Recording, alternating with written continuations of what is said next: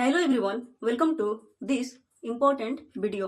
पिछले वीडियो में हम लोग संज्ञा, सर्वनाम, विशेषण, क्रिया, क्रिया विशेषण को कंप्लीट कर चुके हैं। आज इस वीडियो में हम लोग हिंदी व्याकरण का एक महत्वपूर्ण टॉपिक अर्थ की दृष्टि से शब्द के भेद को कंप्लीट करने वाले हैं। तो आइए शुरू करते हैं। तो सबसे पहले हम लोग शब्द के डिफिनीशन को समझेंगे कि आखिर शब्द है क्या। तो शब्द दो या दो से अधिक अक्षरों के समूह को या अक्षरों के मेल को शब्द कहा जाता है। तो हम लोग यहाँ लिखेंगे कि दो या दो से अधिक अक्षरों के समूह को शब्द कहा जाता है।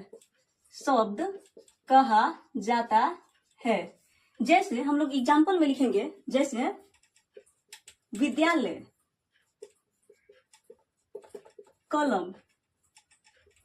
एक दो एग्जाम्पल और हम लोग ले रहे हैं, जैसे पुस्तक इत्यादि। यहाँ पर हम लोग देख रहे हैं कि विद्यालय में 4 अक्षर है, 1 2 3 4, और यह 4 अक्षरों के समूह से एक शब्द बन रहा है। इसलिए विद्यालय हम लोग का क्या हुआ, विद्यालय जो है हम लोग का शब्द हुआ। ऐसे ही कलम है, तो कलम में 3 अक्षर मिल रहा है, क, ल और म, और तीनों अक्षर के मिलने से एक शब्द बन रहा है, जिसको कि हम लोग बोलेंगे कलम। तब यह शब्द बन जाएगा। उसके बाद हम लोग पुस्तक में देखेंगे, पुस्तक में 3.5 अक्षर है। जैसे ये हो जाएगा पु, एक हो जाएगा अक्षर, एक त हो जाएगा अक्षर, एक क हो जाएगा, और यहाँ पर आधा स है। तो यहाँ पर भी 2 या 2 से अधिक अक्षर आ रहा है, तो पुस्तक भी हम लोग का क्या हो जाएगा, शब्द हो जाएगा। इसके बाद हम लोग जानेंगे कि अर्थ की दृष्टि से शब्द के भेद कितने होते हैं। तो अर्थ की दृष्टि से शब्द के भेद 2 होते हैं, और वो 2 कौन कौन होता है। तो होता है, पहला होता है सार्थक शब्द, पहला होता है सार्थक शब्द, और दूसरा होता है निरर्थक शब्द, दूसरा होता है निरर्थक शब्द। यहाँ पर सार्थक शब्द के बारे में हम लोग बात करें तो वैसा शब्द जिसका कोई न कोई या कुछ न कुछ अर्थ निकले, उसको हम लोग बोलेंगे सार्थक शब्द। यहाँ सार्थक शब्द से यह स्पष्ट हो रहा है सअर्थक, यानी कि जो शब्द अर्थ के साथ रहेगा वह सार्थक शब्द है। तो यहाँ पर हम लोग लिखेंगे कि जिस शब्द से कुछ न कुछ अर्थ निकले, कुछ न कुछ अर्थ निकले, उसे हम लोग क्या बोलेंगे, उसे हम लोग कहेंगे कि यह सार्थक शब्द है।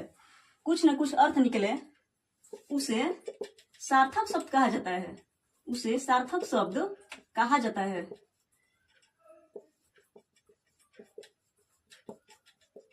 कहा जाता है।